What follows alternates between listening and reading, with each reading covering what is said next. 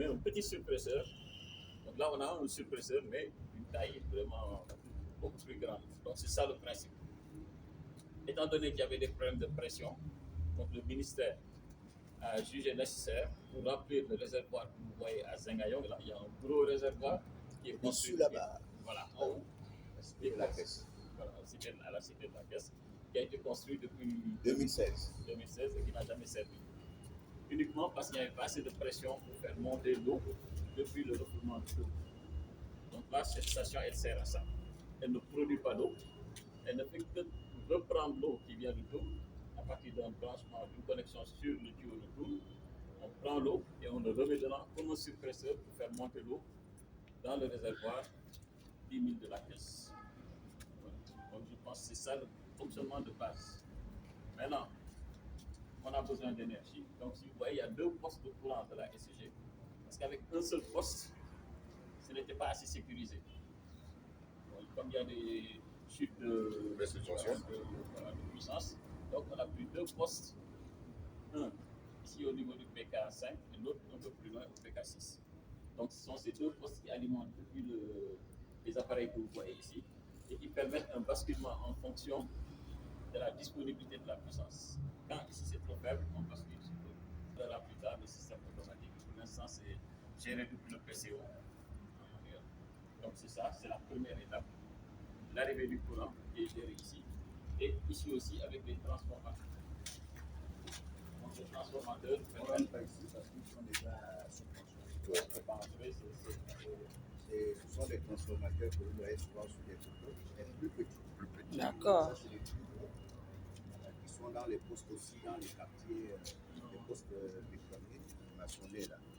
Voilà, donc il y a 2 postes, il y a un qui est en fonctionnement et l'autre en secours. C'est-à-dire que si l'autre lâche, si un lâche, l'autre prend le relais. Ou s'il fonctionne pendant un bon bout de temps, l'exploitant peut faire en sorte qu'on change l'autre fonctionnement. Donc ça transforme, ça réduit l'intensité. Voilà, ça transforme le courant, transformateur. Voilà, pour permettre à ce que ce qui va au niveau des pompes soit ce qui doit être utilisé. Donc le courant qui arrive, il le transforme selon la puissance. demande. Voilà. Et il stabilise en même temps pour ne pas qu'il y ait des pics d'arrivée de courant. Voilà, donc ce sont les 2 transformateurs qu'on a ici qui envoient le courant après dans la salle à côté. Il est où?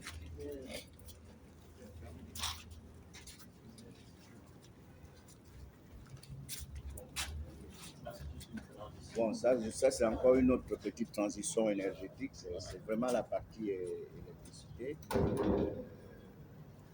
Pas beaucoup d'explications à donner. Voilà, c'est le câble qui arrive. Ils sont dispatchés en fonction de la puissance qu'il faut pour chaque appareil. Les pompes ont besoin de beaucoup plus de puissance que les armoires, par exemple. C'est là que se fait le dispatching en fonction des besoins de chaque partie.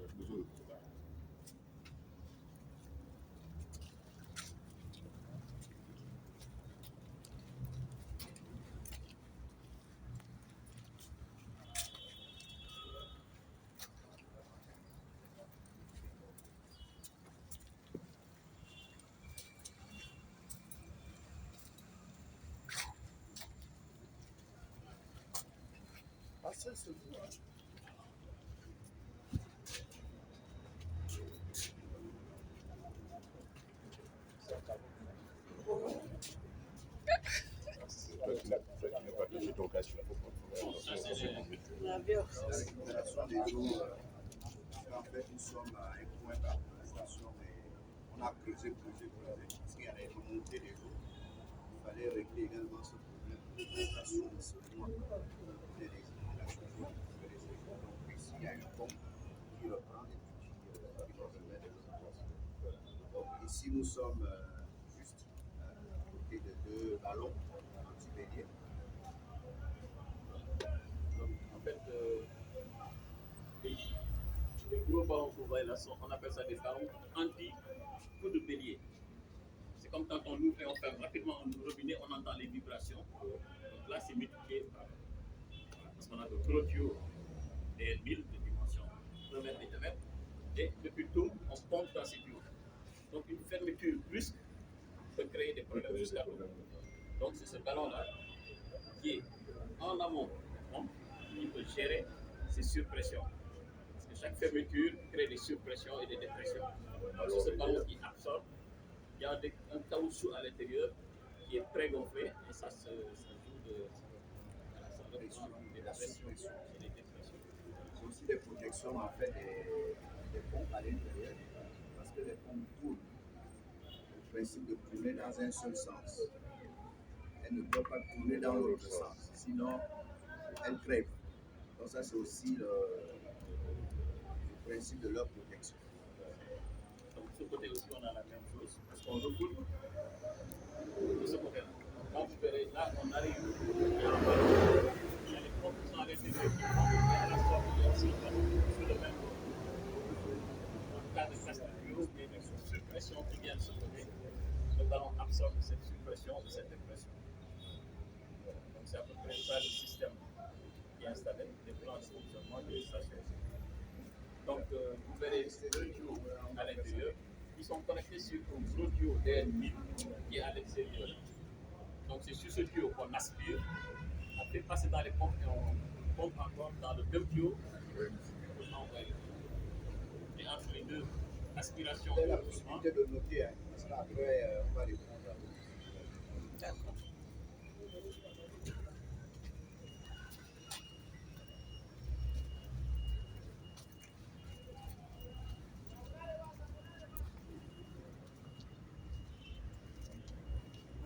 Okay.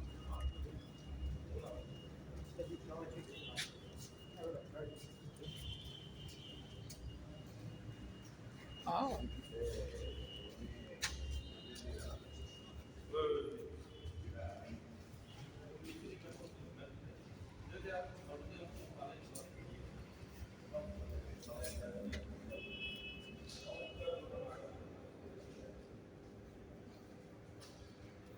Alors, vous avez ici, c'est une chose qu'on a déjà beaucoup vu à la télé. Peut-être même ceux qui ont regardé le journal la nuit, avec l'équipe de la SCG.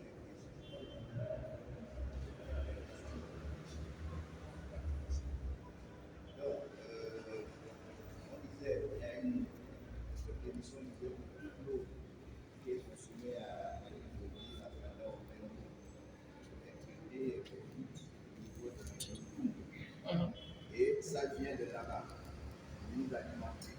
Donc il y a une grosse canalisation qui est en train de couler. C'est comme ça, là, c'est sous terre. Vous ne pouvez pas. La seule chose que vous voyez, là, c'est quand vous ouvrez votre robinet à la maison. Donc l'eau arrive, on s'est raccordé sur cette canalisation, en amont et en aval. Comme il le disait, c'est vraiment un suppresseur. C'est-à-dire on prend de l'eau en amont, ça passe dans cette tuyau, ça va au niveau des trois pompes, des grosses pompes là. Et les grosses pompes produisent assez d'énergie suffisante pour envoyer l'eau au niveau de la vache qui est située au niveau de la cité de la caisse. Donc c'est cette vache, lorsque l'eau est dans la vache, à cause de sa position en altitude, alimente tous ceux qui sont en bas de façon de manière voilà, c'est ça le principe. Si vous donnez plus de pression, aussi envoyer l'eau un peu plus dans la pression. Alors la station, on a déjà réalisé tous les essais en fonctionnement des pompes. On l'a pas encore mis en service parce qu'il y avait un problème au niveau de la canalisation de la SCG qui est assez sévère. Quand il y a une pièce qui est défectueuse, il va donner la pièce à la SCG. Le moins ça est la pièce parce que le débit qui doit arriver ici, ça veut dire 2400 mètres. 2400 mètres, 2 400 000 litres. Vous comprenez que c'est une grosse quantité pour arriver ici. Donc ce qui nous donnait pour faire des essais, ça ne suffisait pas pour faire fonctionner ces grosses quantités. Parce que là, il faut une grosse pour bien fonctionner. Donc d'ici 1 ou 2 semaines, cette pièce sera installée et on va mettre la station en service.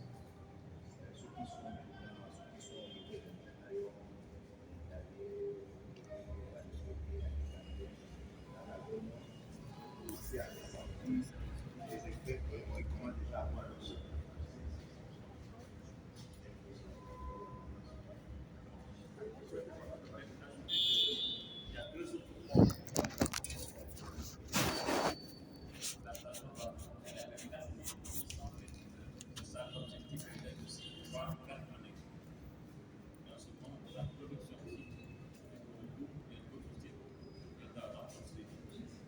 va ajouter vous voyez les deux réservations. Là. Vous voyez comment les pompes sont rapportées. Il y a deux réservations. Mhm. On est en train de commander ces pompes. On aura 7 ici.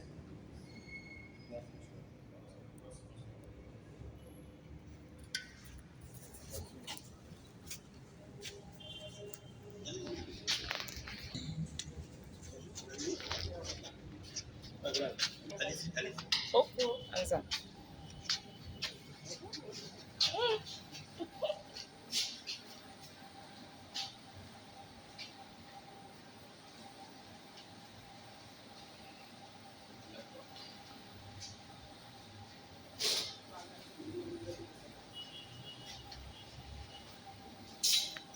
Donc ici, nous sommes sur le point de contrôle de toutes ces installations-là, aussi bien du point de vue électricité. Donc, tout ce qui est électricité, c'est dans cet endroit-là, donc on a tous les paramètres de la gestion des pompes. Donc, vous voyez, il y a pompe 1, pompe 2, pompe 3, pompe 4. Chaque pompe a son allemand. Même les deux pompes qui vont être commandées ont déjà leur allemand. Donc, tout le dispositif est déjà prêt. Donc, ce qui se passe, c'est que quand on commence à actionner les pompes, on a sur cet écran-là, vous voyez ici, tous les paramètres qui s'affichent. Donc le débit des pompes, la HMT, c'est-à-dire la hauteur à laquelle les pompes amener l'eau, donc c'est la hauteur qui va donner le total, la HMT. Les différents paramètres tels que les pressions, au niveau des pressions stables, c'est des appareils qui mesurent la pression dans l'eau. En termes de casse de l'eau, par exemple, c'est des éléments qui peuvent afficher des défaillances et arrêter aussi tout le système. Donc, toutes les pompes, vous voyez en bas, les paramètres sont là. On peut savoir si la pompe chauffe, si ça doit s'arrêter automatiquement. Donc, c'est à partir de là qu'on gère toute la station. Voilà. Donc, vous voyez la canalisation qui est de l'autre côté. Donc là, on ne pompe pas, mais quand on pompe, on voit le niveau de l'eau. Voilà. Le réservoir de la caisse, on sait quel est le niveau d'eau dans le réservoir.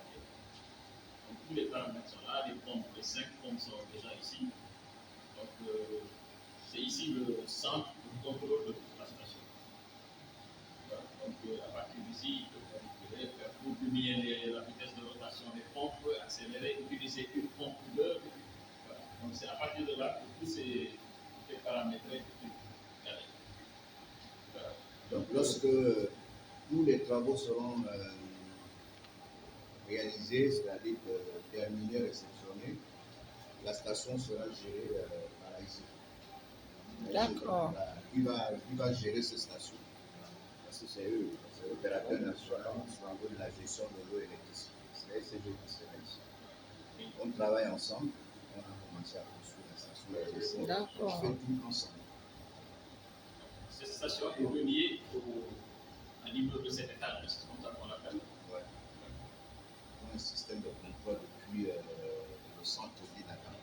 On peut voir tout ce qui se passe ici. Et contrôler tout. Mais il y aura quand même un opérateur qui reste ici, l'opérateur, juste vérifier. Donc, depuis l'immeuble de la SCG, ils ont tous les paramètres. Ils peuvent accélérer, éteindre, diminuer. Donc, c'est la télégestion en fait. Même le réservoir qui est en haut au niveau de la cité de la caisse est en relation aussi avec le poste de commande de la SCG. Bon. On vous écoute. Toutes les questions. Toutes les questions qui concernent vraiment la SCG. Posez les questions.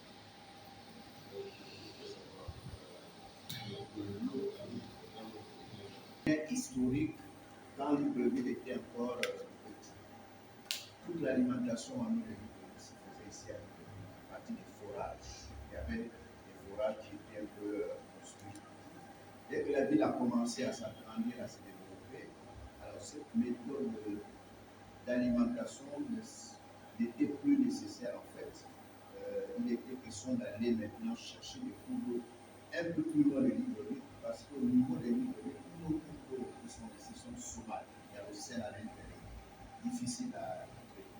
Ils sont allés en tout, on a vu la rivière Anzimé, et on a mis une première et deuxième station de traitement au temps du président Léon Bach. Au fur et à mesure, également encore, la l'addition libre et ses environs alimentaires, ils ont fait un tour, parce qu'ils appellent ça tour 1, tour 2, tour 3, tour 4, tour 7, tour 6. Tour 1 et tour 2 ne fonctionnent plus. C'était les stations qui ont été réalisées au temps de Yonga. Les problèmes de maintenance sont très difficiles, donc ils les ont abandonnés. Aujourd'hui, ça fonctionne avec tour 3, 4, 5, 6. Ce sont ces stations qui font le traitement de l'eau. Parce que l'eau arrive, quand elle arrive, ce sont des pompes qui font tout le système, les circuits, le reste, forcément, on a besoin de l'électricité. Quand il y a coupure là-bas, ça s'arrête aussi. On n'a plus la production de traitement de l'eau. Je suppose que c'est dans le cadre commercial, ils vont faire disparaître les fontaines, les fontaines Les forages. Oui, c'était les forages. Non, c'était parce que non seulement le fait que la ville s'agrandit, se développe, les gens s'installent à côté de ces pompes, donc il y avait des problèmes qui s'imposaient parce que les gens creusent les fossés. Donc ça pouvait avoir des problèmes. Ok, c'est vrai que vous avez commencé à parler de vos relations avec la SEG. Si on peut avoir un peu plus d'explications sur votre manière de travailler avec eux, parce que là, vous avez dit que le projet est presque à son terme, la SEG va prendre la main. Est-ce que vous êtes sûr qu'en prenant la main, vous avez régulièrement travaillé ensemble pour qu'ils puissent continuer à gérer ce que vous avez commencé? Une autre question, les coupures d'eau continues, est-ce que c'est prêt de finir ou bien c'est encore pour un long moment? Et puisque vous avez toutes les informations ici, quand il y a des coupures d'eau dans nos quartiers, est-ce que vous êtes informés? Donc, Voilà. ça, c'est maintenant la gestion quotidienne de la SEG. D'accord. Il faut comprendre que le projet est financé par l'État camerounais. La SCG, c'est une entreprise pour l'État. Okay? La SCG que l'État a confié au service public de l'eau, de l'électricité et la compagnie. Donc, c'est une société qui est sous tutelle du ministère de l'Énergie. C'est eux qui gèrent au quotidien toute cette question de l'eau et de l'électricité. Bon, cette station n'a pas pour objectif de gérer, de régler tous les problèmes de l'eau. Vous voyez déjà d'abord sa position. Il prend un supposition d'Italie et on voit l'eau au niveau de la cité de la Caisse. Alors, la cité de la Caisse, normalement, doit permettre d'améliorer l'alimentation en eau des zones comme Zénayon, Montalier, là, les Révéaux de Pégué, Alibanet, les Louis, plus toute la zone nord. C'est ça l'objectif. Parce qu'aujourd'hui, ce qui passe en ce moment, qui n'est pas, parce que la station n'est pas encore en marche, il y a une partie qui va à Zénayon, il y a une autre qui va dans la zone nord. Cette quantité n'est pas assez suffisante pour couvrir tous les besoins actuels. La demande peut augmenter.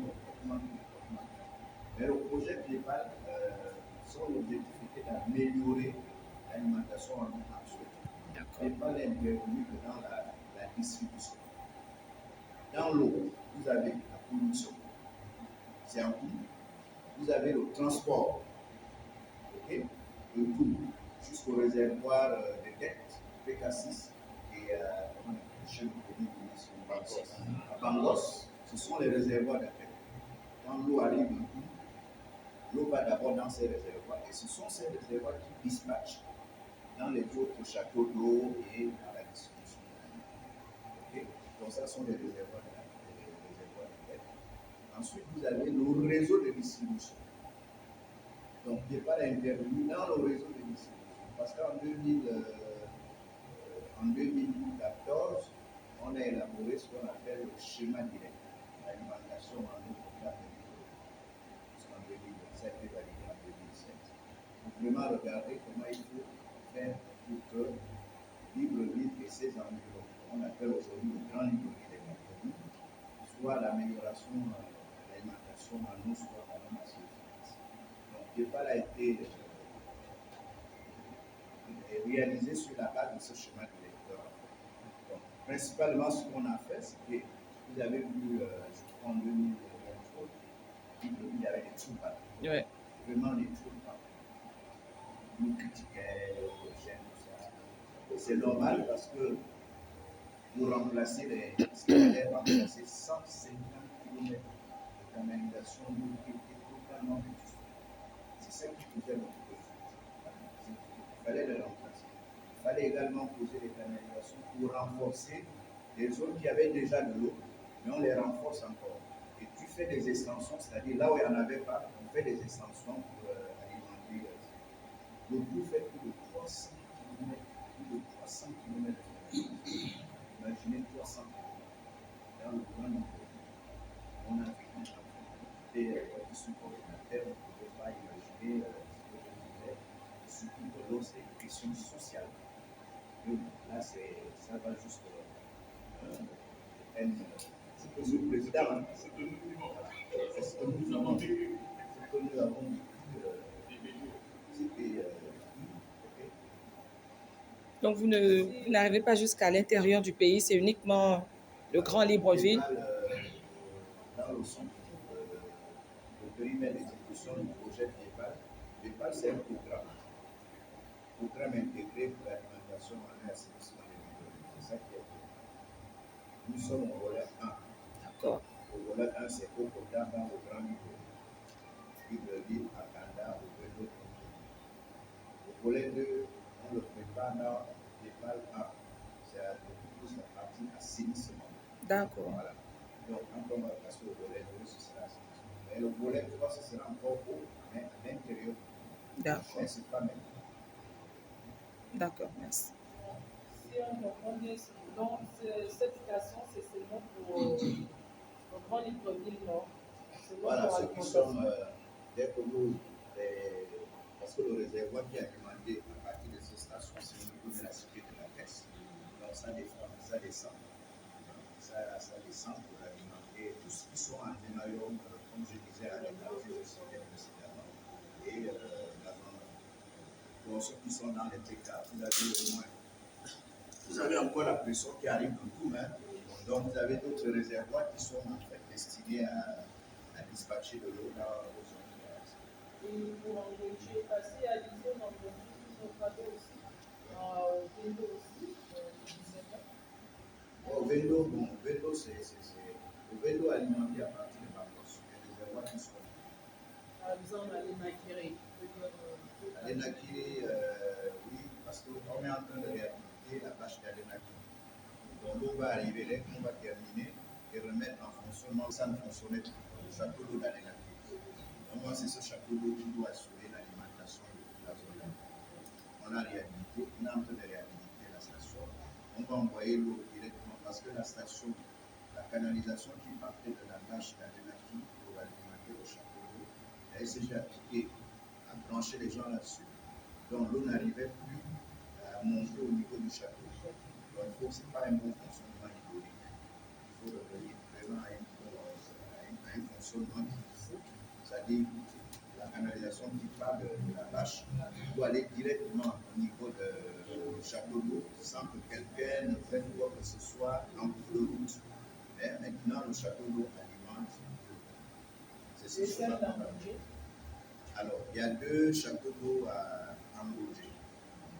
Ces châteaux d'eau, il y a un qui n'a jamais fonctionné parce qu'il avait été construit et il y a des fuites, des trous là-dessus, ça fonctionne pas. Même l'autre qui fonctionnait ne fonctionne plus parce qu'il n'y a pas assez d'eau qui arrive au niveau de la bâche d'Ambogé parce qu'il y a aussi une autre bâche là-bas qui reprend pour envoyer l'eau au niveau de ce château. Donc, normalement, le principe du PK5, c'est de dire, bon, si on mettait à peu près, on envoyait 100 mètres cubes, c'est un exemple, hein, au niveau d'Akanda, on va peut-être maintenant envoyer 150. Vous voyez, les 150 là, ça va quand même permettre aussi aux autres d'avoir. C'est pour apporter de Donc, vous pouvez vraiment nous certifier et d'avoir espoir peut-être en 2025. Au moins, on sera un peu soulagé parce que nous sommes vraiment victimes de cette histoire. Il faut se réveiller à 4 heures pour chercher, donc tu dois aller au travail. Donc, peut-être en 2025, est-ce qu'on pourra avoir espoir qu'on pourra voir clair par rapport à cette histoire d'eau? Alors, Parce que l'eau, c'est normalement, la vie. quand on a Par rapport à ces préparé installations. TEPAL devait, en même temps que TEPAL se faisait, la SCG devait également mener d'autres actions au niveau de la production et du transport. Plus on va amener de l'eau au niveau de l'eau, plus la situation va s'améliorer. Et aujourd'hui, la situation est que ce qui est produit en eau, au moins la moitié qui part là où c'est. Il y a des fuites, il y a trop de fuites sur les canalisations parce que lorsque il y a 4 canalisations qui amènent de l'eau, il y a 450, un diamètre 800, un diamètre 1000, un diamètre 1200. Ce sont ces 4 canalisations qui amènent de l'eau. Donc sur ces canalisations, il y a eu des branchements et piratés. Je ne sais pas comment on se parle à SCG, mais sous le ministère, c'est des choses que je sais. Mais il y a également beaucoup de fuites sur ces canalisations de transport. Je pense qu'il faut, je sais pas, peut-être qu'on ne maîtrise pas bien la situation. Mais il y a aussi les fuites au niveau des compteurs. Avant Oui. compteur, c'est la SCG, mais il faut dire aussi que les populations après compteur, on perd beaucoup d'eau. Après compteur, ça, ce sont les populations. Vous voyez les recouvrements de compteurs, on appelle ça les arbres annuels. Il y a trop de fuites d'eau. Vous n'avez pas à réparer toutes les canalisations, toutes les vieilles canalisations qui sont enterrées. Mais le problème persiste au niveau des branchements. Parce que là, c'est avant et après compteur. Et ce que les gens ne mettent pas en compte, c'est que quelqu'un qui a une fuite, je ne sais pas, à l'Enakiri, ça a un impact sur tout le système. Celui qui a une fuite à Kanda, c'est un système de gestion globale. Il faut que les gens aient cette approche de l'eau. Quand je perds de l'eau dans mon compteur, après mon compteur, je brûle les eaux. C'est quelqu'un d'autre qui va aussi c'est mieux. Donc, cette approche, il faut une communication au niveau Oui. des populations pour que les gens ne puissent plus supporter les fuites. C'est extraordinaire. C'est peut-être qu'il y a des pluies, il pleut beaucoup au Gabon, mais dans les pays sahéliens, quand les gens voient des fuites d'eau, c'est une catastrophe. Chaque fois que ça fuit, ça pleut, c'est un problème. Et la SCG n'intervient pas souvent dans le délai. Hein. On peut les signaler qu'il y a une fuite qui vient jamais. Je pense que ça va changer là. Voilà. Moi, Les militaires sont déjà là. ma préoccupation est celle-ci. Puisque la préoccupation majeure du président de la République, c'est le bien-être de tout un chacun, de ses citoyens. Donc, j'aimerais savoir, pour éradiquer ce problème d'eau, le manque d'eau à Libreville, est-ce possible d'abord de le régler une bonne fois pour toutes? Ma deuxième question est celle de savoir si oui, il nous faut combien de stations de ce genre que vous avez réalisées ici, dans tout Libreville, dans Libreville et ses environs, pour que ce problème soit réglé une bonne fois pour toutes. Donc, il faut en fait continuer à améliorer. Déjà, je vous disais, le schéma directeur qui a été réalisé en 2014-2016, il est déjà plus de 8 ans. Hein. Là, les choses, même quand on réalisait certaines choses qui étaient prévues dans ce schéma directeur, on avait trouvé que la SCG avait déjà aussi intervenu sur ces thèmes. Donc, on doit continuer en fait à réfléchir sur les mécanismes pour que le Grand Libreville aide. Mais pour que la situation soit vraiment bien analysée, on comprend aujourd'hui que la production même de coûts, au niveau de coûts, commence déjà à être très suffisante. Donc, la question aujourd'hui est de voir comment il faut peut-être aller chercher de l'eau à Cambo, dans le Congo. Là-bas, on en avait vraiment à foison. Tout Cambo est à 100 km ici, tout à 40 km. Donc, si on ajoute 60 km, si on fait le traitement là-bas, on transporte à Libreville. On règle tous les problèmes dont on parlait ici au niveau des canalisations qui amènent de l'eau. On repart toutes les fuites. Okay? On arrive au niveau de réseau de distribution. Je n'ai pas à remplacer les canalisations. Peut-être encore il existe d'autres qui fuient. Bon, on règle aussi le problème au niveau des fuites, au niveau des branchements. Vous voyez que si on collecte tout ça là, Libreville n'a qu'à peu près 1 million d'habitants. Et la production de tourne autour de 240 000 mètres cubes par jour. Ça veut dire 240 000, ça fait combien? 2 millions, 24 millions de mètres cubes. 24 millions. 240 000. Ça fait 240 millions. 240 millions de litres d'eau. Donc, imaginez que ces 240 millions de litres d'eau arrivent à l'Ivorie. C'est vrai que les réseaux sont totalement. Même les réseaux hydrauliques qui viennent d'être construits aujourd'hui ne peuvent pas être étanches à 100%. Il y a toujours un pourcentage dessus. Imaginez, avec ça seulement, on peut alimenter les 1 million de litres d'eau. Si vous prenez ça, le litre chaque eau à peu près 240 litres d'eau par personne. Si on collecte tout ça, ça veut dire que le problème peut être résolu si vraiment on cherche à régler le problème à tous les niveaux: production, transport, distribution, les branchements. Tout le monde peut avoir de l'eau.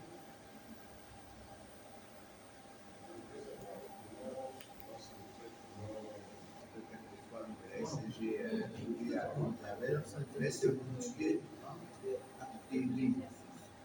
Des bactéries dans notre organisme ou bien. non, ça rentre pas. Parce que nous, on boit ça aussi. Mais oui, on a des bactéries. Même on est là, hein, c'est les bactéries, ça souvent. Il y a un taux de chlore acceptable. D'accord. Voilà, l'OMS a fixé des taux Énorme. pour les bactéries dans. Donc, c'est pas risqué de boire quand ça sent fort comme ça. Non. Non, c'est bon. On n'a jamais eu de question d'intoxication de l'eau. La SCG à Libreville, les gens sont en train de mourir à cause de l'eau de la SCG. Le chlore n'est pas nocif. Avec votre permission, Oui. en tant que consultant, je voudrais vraiment préciser une chose au niveau des participants. On vient un peu de vous dire que la SCG prend vraiment de l'unité de production jusqu'au compteur. Après le compteur, c'est maintenant à nous-mêmes maintenant de mieux gérer les installations. Vous voyez que dans les problèmes de contamination d'eau qui peut arriver au ménage, peut être dû après le compteur jusqu'au robinet de la maison. Parce que nous utilisons, hier on parlait des tuyaux vraiment PVC, donc avec les intempéries et tout, on peut toutefois avoir vraiment des fissures. Et quand il y a un problème, par exemple, de baisse de pression, et quand les canalisations parfois passent dans les caniveaux ou bien dans les mares d'eau, quand la pression est faible, il y a le problème d'osmose à l'intérieur du tuyau. Donc il y a l'eau de l'extérieur qui rentre complètement dans le tuyau. Et quand la pression arrive, ça balaye complètement et arrivé au robinet de la maison, on a ce problème-là. On pense souvent que non, c'est la SCG qui est à l'origine, alors que non, c'est parce que les installations ont été. Qui sont défaillantes. Comme il explique, hein, c'est une question quand on passe dans le tuyau. Tant que la pression qui est à l'intérieur du tuyau est supérieure à ce qui est en haut, rien ne peut rentrer. Mais s'il y a assez de pression, ça veut dire ce qui est en haut est supérieur à ce qui passe dans le tuyau, ça rentre. C'est consacré. Contrôle social et les actions qui font en sorte qu'on ne puisse pas avancer ou bien améliorer un état de choses. Maintenant, vous avez voulu également savoir si l'eau qu'on buvait était potable.